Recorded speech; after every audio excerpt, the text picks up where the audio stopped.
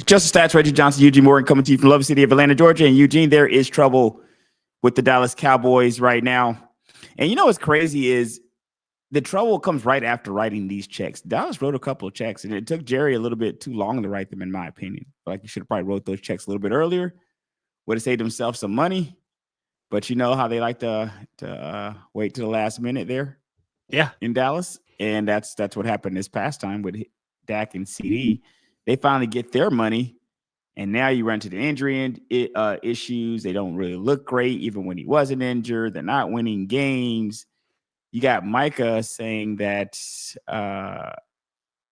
he feels more sorry for the older players on the team than Mike McCarthy. He says they have put in, I'm paraphrasing here, but they have put in more time than Mike McCarthy ever has, put in more work than Mike McCarthy ever has now. And Micah, to his credit, has come on his show. He has a podcast as well.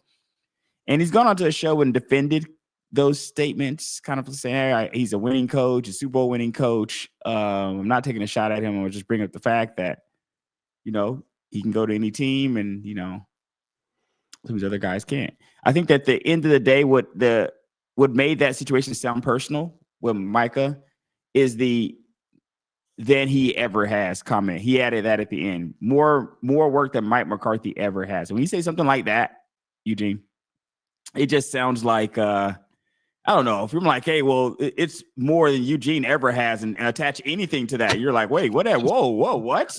Like more than I ever had. Like, so, and especially I will also stick up for some of these coaches, even though some of them aren't great or they're not getting the result they want on the field. A lot of times they're still putting in the work. They're still missing time from their family. They're still there a certain amount of hours, and they're still trying to get after it. They're just not being able to put it all together. But that doesn't necessarily mean that they're at home playing video games with their kids on the couch. I mean, they're there trying to get after it, and maybe it just doesn't go the way that it's supposed to. But that seat definitely getting hot for Mike McCarthy. Doesn't seem like Micah Parsons has a lot of sympathy for that situation. What's your thoughts on the Cowboys? Well, you saw it. I mean, the defense has taken a step back since they lost Quinn. Man, they missed Dan Quinn. Man, I think so. They really do, and I'm very happy. I wasn't a huge Dan Quinn fan, but I mean, I always liked him. I wasn't like a huge fan, but it's nice to see. Respectable, man. He's respectable. I've always respected Dan Quinn. Right, I've always respected him. Exactly. And now you're seeing what he's doing in Washington. It's like that team, they're just fun, probably like a year or two away, right? From getting to the playoffs. I mean, probably might get here this year, but we'll have to see. Same with Mike McCarthy. He's one of those coaches, I think he just succeeded because he had really good talent around him, that type of thing. I mean, there was a huge margin for error, right? When you have so much talent around you. And I think he was always lucky with that type of deal. Mm-hmm. And he always had good assistants. And you can see, look where they're at now. They lose Dan Quinn. They kind of blame everything on Kellen Moore. Look at him. Look at Moore now. He's Philadelphia's offensive coordinator. What are they doing this year? In a better place, for sure. Right. They're in a much better place, right? Same thing, like you said, Quinn and him as well. They both are. Right. So now again, we always see that too. I mean, it's tough to replace coordinators, especially when you have top defensive, top offensive. Look at Philadelphia last year, right? They lost 2 of their coordinators, and they struggled. Yeah, it seemed like they definitely struggled as a result. Right. So I mean, I just feel like I really feel like we were just waiting a year for this job to be replaced, either with Vrabel or with anybody else, and that, I just didn't. It was like it's like you kind of feel like it was going to come at some point. They're going to replace the position, or we replace the coach. Well, do you think there's any buyer's remorse on the contracts, or do you think that, hey, this is just the way that things kind of shake out? Micah's got a contract negotiation coming up here soon. No, I mean, you have to sign talent. I think the one thing they didn't do was they did not address the running back situation. I mean, that Derrick Henry was sitting right there. Derrick Henry was sitting. I mean, was there just a more perfect guy for? Jerry says they're not interested, man. Jerry I says we know, think that Zeke's got something left in the tank. right? Just as Jerry Zeke, said. right? And I think they kicked the I think they just tires suspended on. Zeke just now. Right, He was suspended fairly recently. He's back, I think now, but I know that he was out for missing something. Something had happened, and it was disciplinary reasons, maybe being late to practices, something of right. that He's been like, nature. yeah, yeah, yeah. So you got that, and you're trying to replace with, I think Della Cook made an appearance, and then I mean, I think they do They're have it. running the kid Rico Dowdle out there, man. He's decent, but I mean, again, you kind of found that during the season, and not you kind of didn't have that kind of projected at the beginning of the season. So, uh, yeah, you run all those factors. It's like it, it's like they're the Cowboys. They're gonna spend money. They're gonna find ways to get back to it. I just unfortunately, this is the year it bit them, right? Because Dak is out for the rest of the year, and you almost could see the writing on the wall that CD's gonna be pretty much joining him soon. Like some kind of injury's gonna come up. Like he's gonna You miss the think rest of the so? year. You think they're gonna bench him or something? Like you think I they're mean, gonna try to like soft bench him? Like, I oh, would. he's What's got the a point? back injury and just hold him out for Exactly. 7 weeks. Yeah, I would. What? I don't want my. I'm sorry. I don't want my number one star receiver getting murdered by Cooper Rush or John. Cooper, I think Cooper had a winning record, but you know what's crazy is let's look at that record. 'Cause I think I had looked at. Let's look at the record because what is their record? Let me see if I can find it, man. Like 2-7, 3-7, something like that, or I gotta look for it because I just had it not here too long ago. Gotta make sure it doesn't pop up somewhere else where I'm not expecting it to. But I feel like the record is not bad, but at the same time, when you look at what he's done so far this season, it's like his last game because he's only started one game, right? It's only really been one game. who's CD? Cooper. Oh, sorry. I was like, okay, sorry. But yeah, I mean, yeah, I'm just saying I just wouldn't want my number one receiver. That's just me, I just if the season's already a wash at this point, why would I want my number one receiver going out there? You know? All right. Dallas Cowboys record with Dak Prescott is 73-41 regular season. Cooper Rush, 4-2. Okay, it's not terrible. No, it's a good Four and backup. two. Like And I said, then Cooper Rush is a good when backup. Prescott missed 2021, missed a game. Okay, so game in 2021, and then in 2022. All right. So it looks to me here, he seems like we'll back up. But at one point in the game, though, we were looking at a situation where I think there was like 40 yards total offense. Let's look at that. Let's pull Mhm. up the stats here for the last game because um, it wasn't a ton. It wasn't exactly an offensive display of force. I will say that. You know what I mean? Right. Let's go, players. Go. All right, Cooper Rush here. Okay.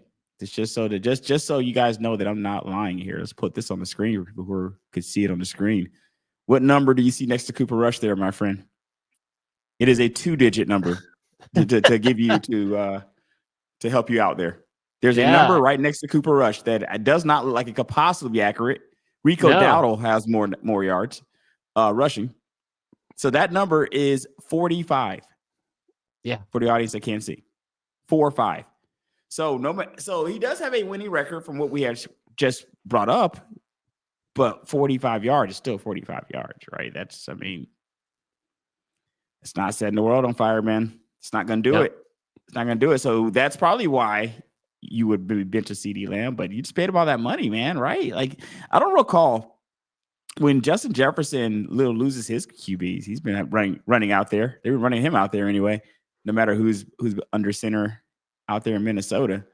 I feel they're going to probably do the same thing with CD because they were running CD out there in 2022, right? When Dak wasn't there for that. I feel like he was playing during those rush Right, but games. there was a point where he was going to come back, though. I think that was the idea, right? I think Dak was going to come back. So basically what you're saying is since it's a foregone conclusion that he's not going back, since it's decided that he's not coming back, then you're thinking maybe you handle this situation a little bit differently.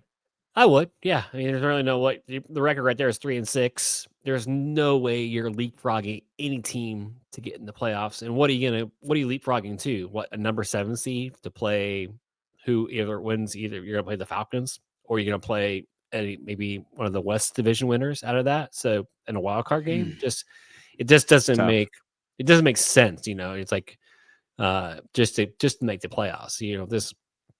The Cowboys have always been, Super Bowl or bust kind of team or organization. But it's kind of funny since they haven't won one since '95. But I don't know. I just don't see the reason to throw them out there. I mean, the season is kind of where it is right now. I mean, eh, I mean, maybe you play it game by game and you see, but uh, they're not. If you're stacking them in this NFC conversation, you're not looking at them as a playoff team or even a contender or just a team that might make some noise in the playoffs. You just don't. You're not looking at a team going, I think they can, do something in the playoffs or maybe No, win a you're absolutely game. right. Right. Absolutely right. I have nothing for that. We're gonna move on to different subjects because I can't even counter that with anything. There's absolutely they're not doing anything. No. I mean, unless Cooper Rush comes out and just performs a miracle, this team is because the team is struggling with Dak. It's just hard to see them struggling, not struggling without him. Right. Moving on to another team that's struggling. I looked up a stat here earlier. I'll put it up on the screen here for people that can see, and I'll read it out for people that can't. So Matt Eberflus is 0-18 on road games on Sunday. Now let's read that stat one more time for people. Matt Eberflus is 0-18 on road games on Sunday. He has not won a single one. This is incredible. So this stat right here, and they break down here. This is good. This is a Reddit post here breaking it down, but you can look this up. I had a friend send me another one of another stat like this only because it's so incredible. There's several floating around out there. If you're looking for memes or images of the 0-18 Matt Eberflus, you will not be starving out there. There's a million out there because the stat is just incredible. The stat is incredible. Enough Like, content out there. there's plenty of content for you to consume if you want Matt Eberflus hate right now because 0-18 is incredible. And the thing is 0-18. He's not 0-18 guys in the sense that he's not won a game, but 0-18 on Sundays on road games. That means you've never won on the road on Sunday. Never. You've been coaching for 3 years. You never won on the road on Sundays. They said he's won on Monday games, won Thursday games, but he's never won on the road. Now, with what we got here going with Caleb Williams looking like he's taking a serious step back here. They just fired Shane Waldron. Yep. The offensive coordinator. What's your thoughts here on the super hot seat that the 0-18 road winning coach here? I mean, too much talent to be this bad. It's you just see other teams just build around their quarterbacks the right way, especially the young quarterbacks. I mean, you and I, we've experienced the Bo Nix, SEC. We've seen him, but if you look at what he's been a pretty competent quarterback, right? And then just like Right. they play to his strengths. They don't ask him to do a lot. They have a good defense around him, and it's just like you have talent around Caleb. Like get it's like it's just some of the offensive calling you're just watching going. It's like I just liked what is it's a difference with Jaden Daniels. Like when they brought him in, they're like, "What plays do you like?" Yeah, And of Kingsbury course, said that he kind of catered things to his situation there when everything right? that he liked to do, what he He's like, does well. yeah. And so what do? You build on those certain plays he likes, and then as he gets more comfortable in just playing quarterback, you introduce some other things. Now, obviously, the production the numbers have dipped because obviously the rib injury is gonna. If you ever had a rib injury, right, you're not gonna want to run and get tattooed by guys, by linebackers, by Right. cornerbacks. So For sure. maybe he's sitting back and passing more, but again, it's like at least it's like I just don't understand why there's that disconnect with like you have this young quarterback, you have this talent, put into what he likes to do. Like what I mean, look, and we can talk about his footwork. Maybe obviously he needs work on that, but it's like they're just doing a disservice by not building like big, like finding out what he likes to do, finding out like, plays, and it's like he's not a veteran quarterback. He's not like a Kirk Cousin where Kirk can go into any situation and go, I can run your playbook, give it to me. Like what, like a Tom Brady. Tom Brady can anywhere and do the same thing, right? You have these quarterbacks, but when they're this young and they're raw, give them the simple plays. Give them some scripted plays. Right? Look at Andy Reid. Andy Reid does that. Like his first like whatever, I don't remember plays are scripted. But again, I know he has the best quarterback to do it, but he's always done that. Like he's been, he gets his quarterbacks comfortable in the game, and I'm just feel like the talent's being wasted right now in Chicago. Well, do you feel like the situation where Caleb is just not being used in the right ways, or is this more so of what he is? And I was watching ESPN and had Dan Orlovsky on there. I think it was first thing. I think his first take. That's what it was. Right. Discussing how these are some of the same behaviors that he had before, as far as the fumbles, turnovers. They're about the same number. His numbers were very similar in college to kind of what they are now. So it's more of a continuation of the same, or is it just a lack of coordinators being able to get the best out of him and maybe clean up some of that stuff from college? I mean, I think it might be a combination, right? I mean, I it just like when you're in college, like he had to be like last year, he had to be Superman, right? He had to do all these things because he did not have the talent around him. Now you have you have talent around this guy. So put him in the best position. But so maybe it is, maybe he's reverting back to the situation because he doesn't feel like he doesn't have, again, doesn't have just the support around him. So he's like, oh well, I've got to go out there and I've got to make all these plays. And so and maybe he needs just a better coach, a better coordinator to help him with that. And I don't know. I hate judging somebody until I know what he is. Like now with Fields, I know what Justin Fields is now because I've seen him go to a better system. And I was like, okay, he is a backup quarterback. Like he may have better legs than Russell Wilson, but Russell Wilson is the guy in Pittsburgh, you know? Mm-hmm. So but again, it took him to get to that situation. So that's my thing is like, let's find out. Let's get him just some better support around him and see what we got, because I'm still, the jury's still out until he has that around him. Well, also they are doing very similar to what they did last year. So I know at one point when they were 4-2, people thought corner had been turned. Caleb was tearing things up, and people felt like this is a new day for the Bears from an offensive perspective.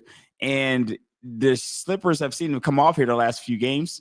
Yeah. And I think people are now second guessing that growth, because when you look at where they were last year versus where they are this year, there are some stats where they're actually better last year than they are this year. And they have so much more talent this year than they had last year that you kind of question that, because you're like, hey, Right. they did go out and do some things. You guys should be doing a little bit better. But they're still got some games left. Caleb's still a kid. We got time to kind of turn it around. But I do think you are starting to run out of that time, especially for your boy Eberflus. Do you think he survives the year? You think he gets out of? No. Does he even? Does he? Okay, so two questions. Yeah. Because my friend says the Bears don't typically fire coaches during the year. I don't know how true or not that is, but I don't like teams that fire coaches throughout the year. But is everybody here? Did you see on the screen, or is everybody here pretty much on the hot seat? Is it kind of just like, hey, all of you guys could be gone, or is it Poles safe and maybe Eberflus is not, or what is I think your call like? Eberflus is like is the easy target, right? Because it's just it's his play calling, right? It's who he's brought in. So and I've heard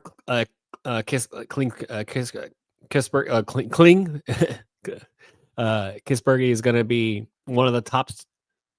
Cliff. Oh my God, couldn't Yeah, get his freaking name. Cliff Kingsbury. I Yeah, you kept say that 3 times mentioning. fast. I Cliff know, right? Kingsbury. Cliff So Kingsbury. I mean, that would be the obvious pick, right? I mean, that'd be the easiest one for him to come in because but I just you just watch some of the games and the coach seems lost.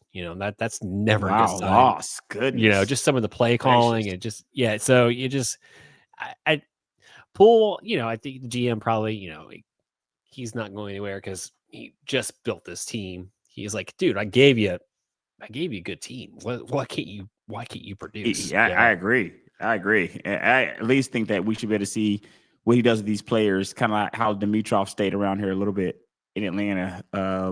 Before he finally got the axe because of players he had supplied was pretty decent. And I think it was the same thing with why we kept our GM this time around too when we let Arthur Smith go. Feel like he had drafted some pretty decent players. Now we just got to see some of those things kind of pay off here in Yeah. Atlanta, and maybe Ryan Poles get the chance to do the same thing there in Chicago. Let's move over to a little bit of basketball here. We'll close the show out with some basketball. Now the season's just getting started, and the season's not the only thing just getting started. Joel Embiid is also just getting started because I think he literally just started his first games about roughly 10 games into the season. And I Yep. think he started his first game, and the Philly hasn't been doing too well. What are they, 2-8? What are their record? It's 76ers not aren't good. great. No, not good. Not good when when we kind of put them kind of in that number 3 kind of seed, right? We kind of thought, oh, this is going to be a good team. Now, again, it's early. It's only They're November. in the 14th seed. Yeah, Ugh, that's not good. goodness gracious. It's not good. No. Not good. We're Uh, hanging in there at our usual under 500 eighth that we love to float around. I love We that's have our bought spot, our buddy. real estate, man. We bought real estate there, man. That's what we've done. We've moved into the 8th spot, 8th, 9th So spot, right. 10th. You'll find us around there, play in territory. That's where you'll find the Hawks.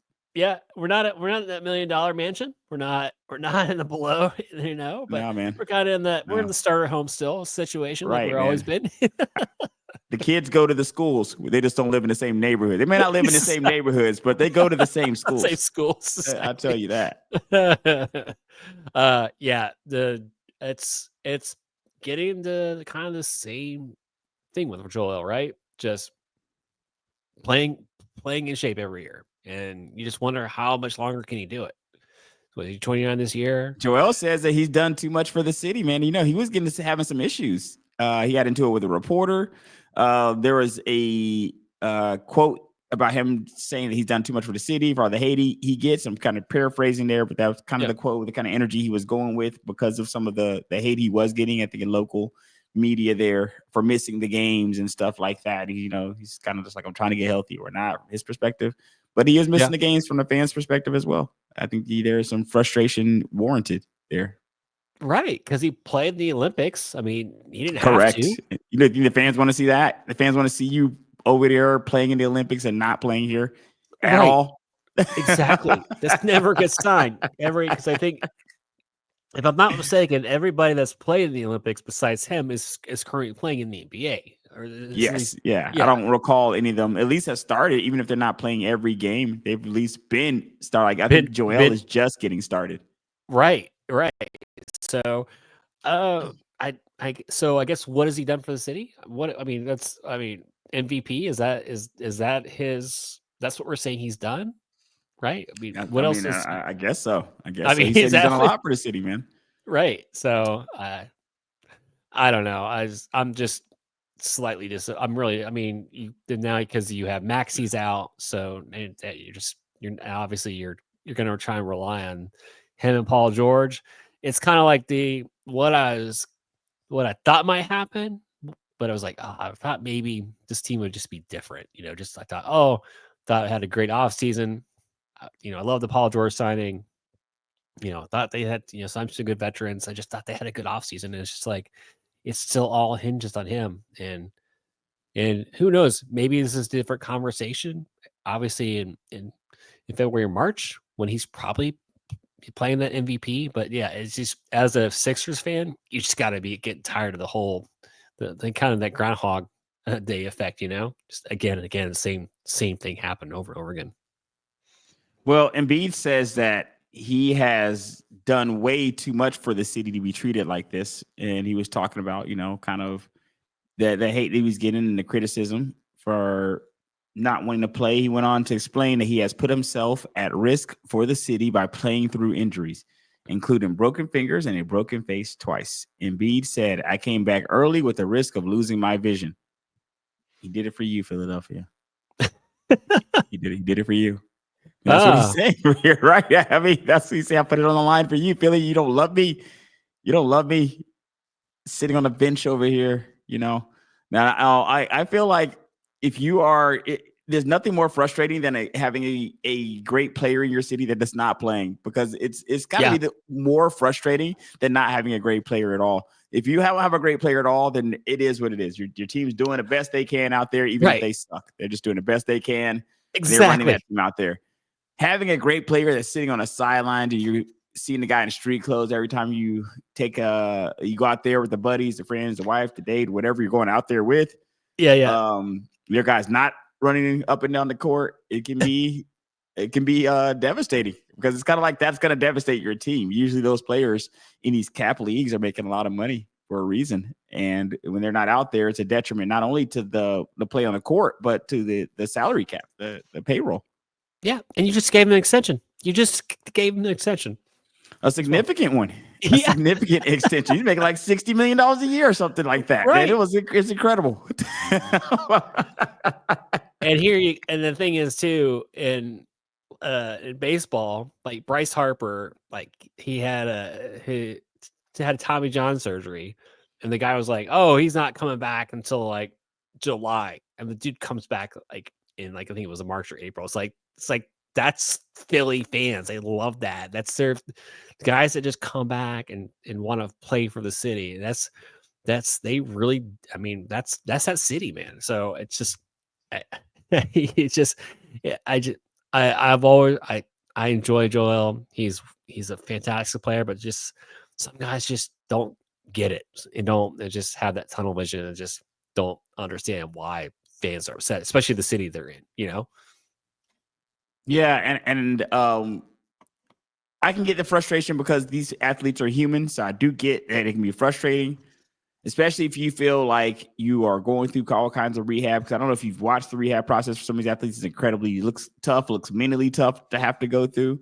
You're out there hoping that you don't re-aggravate it and have to go through that mental tough process again for a whole nother year or something like that. So I know that part can suck, but I don't. It's not unreasonable for people to expect someone to do a job they're getting paid to do. It's just not unreasonable, and I don't think it's unfair. Like if you are injured and you can't play, then a lot of fans are looking at this like you would have been injured and couldn't have played 2 or 3 months ago, Right. and you were playing you were playing in Paris 2 or 3 months ago. Yes. So Playing that's what well. people don't like. They don't like that. They look at that and they don't like the fact that these are the two things they're seeing. So you're gonna get a little bit more fans being a little bit more upset, I think, because of the whole Olympic situation um, with this, and that adds on to just the actual frustration. Because let's think about it, he missed his entire first season, didn't he? We could go back through we could do probably a good 10 to 15 minutes on this show just going through Joel Embiid's injury history. We Yeah. really could. We Yeah. could just sit here and just knock out knock out about a 10-minute segment of just going down this list of injuries that Joel Embiid's had. Because if I'm not mistaken, I feel like his career started with an injury. I feel like he It didn't even play his first season. he did play his first season. He was out his first season. You're absolutely right.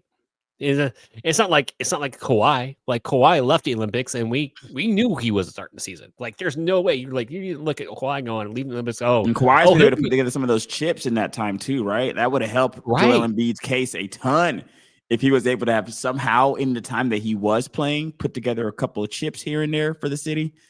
Then you forgive these sit downs, right? You sit down. You've delivered us a couple of championships. Have a seat. That's fine. Yeah, But that's especially the difference between Philly. him and like a Kawhi, right? Like Kawhi's have delivered a couple of championships. You have not. Um, that's gonna be it's gonna be an issue. It's gonna be an Right. issue, and they're gonna be upset. And I don't see the fan, especially just like you just said too, especially in Philly. Let's not forget they booed Santa Claus. They will definitely boo you in Philly. They have no problems with it, and No. this is one of those kind of situations where I can't even blame. Like, how can you blame the city? How can you blame the city? It sucks. Let's close here on Inside the NBA, which I love. One of the best shows on television. Mhm. Um, from some reports have been said, because you know that TNT, this is the last year for NBA on TNT, and thus the last year for inside the NBA. A lot Right. of people have been getting mad at Adam Silver, getting mad at the NBA, Amazon, NBC. I think maybe ESPN is still in there taking over those rights. And there has been some talks I hear from like Amazon and some other places. At least there were some articles out there floating around on the net about them bringing that show over, which I think will Yep. be a great idea. What are your thoughts here on the possibility of it canceling here, which I'm hoping that it just doesn't. I've been dreading bringing it up because I'm hoping that it gets saved here somehow. Yeah, I mean, if I'm Amazon, I just throw all the money because I have Amazon money. Why not just throw all the Correct. money? Throw it. You got it, man. Yeah, Absolutely.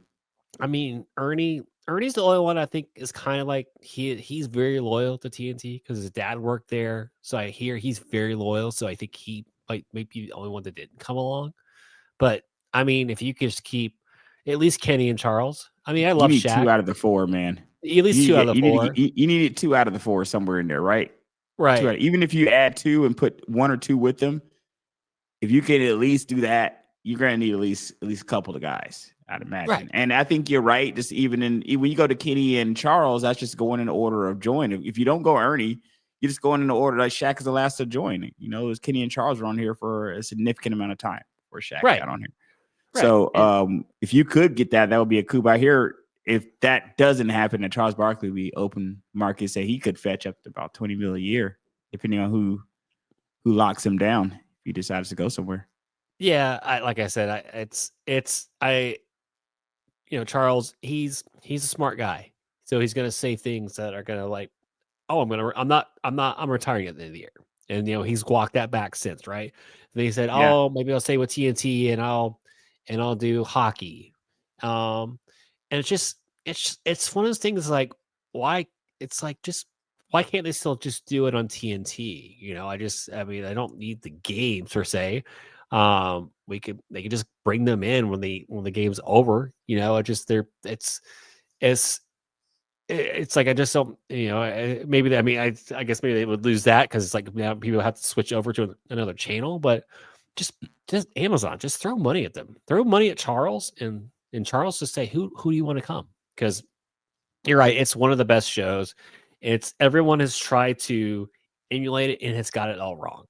Like It's the chemistry, man. It's it's the very chemistry. I think it's very hard to emulate that chemistry and the length of time they've been yeah on so long, Eugene. It's like just hard to just have somebody, even if you had them on, they would have to be on half the time. So it would take about 10 years for them to yeah be on about roughly half the time and to try to catch up with it. They've got such a head start. It's kind of like PTI when you look at Kornheiser and yes Wilbon, right? They right. got such a chemistry head start on you that it's just difficult to replicate that. Yeah. Like even when you watch PTI, sometimes when they have like the when one guy's not out, I mean it's not a bad show, but it's But just it's not the not the same, same, right? right? So Correct. you Yeah. got to at least bring two of the guys over. Like it and if you can somehow get Ernie, but I mean, if you can get somebody in kind of that middle, because that what Ernie's really good at is just like, okay, make your point, but let's move along. Like he's really good about okay, let's get the stats, let's get the conversation going, and he's very so you got to have someone that can kind of control the chaos because Ernie's really good at controlling the chaos, but he's also good about letting the chaos go. So it's like it's kind of you're gonna have to find someone that can kind of move it along, but also kind of sit back and let the jokes happen because it's a moment and that's I think that's what makes the show go so great. It's like they make fun of each other, but they also have good good basketball knowledge, and also they're not afraid to criticize players, and that is so hard because they're all former players, they're all former all stars. I don't know if Kenny's a Hall of Famer, but I mean right, but I mean they're Hall of Championship Fame winner, though. He got a championships, chip, got a right? ring. Right. So you have all that, and the cool thing is, it's like that's how it's like when somebody's not going back to coaching, a coordinator or a coach, like Troy Aikman will never coach in the NFL because he criticizes quarterback because he played the position, so he criticizes him, but it's constructive criticism, and I think they're the same way. They give they get on these guys because they want them. to perform better and be better players. And I just, like I said, it's one of those gems, and it's like I think it'd be great for them to come at Amazon because not everyone gets to experience them being on TNT. So I think it For just sure. opened a whole new market for them, other than everyone catching the clips on Twitter, but it's not a bad thing. But I just think that would just open up to a whole new market of like, oh, Charles is really funny. Like, yeah, we know. We have known this for like the last 20 years. Kenny's pretty fun. Yeah, we know. Checks have some moments. Yeah, people, we all know this, but not everyone kind of knows what they do, you know? Well said, my friend. This is Just the Stats. Check us out, Stitcher, iHeartRadio, Google Podcasts, Apple Podcasts, Spotify, wherever you find your podcast. See you next time, ladies and gents.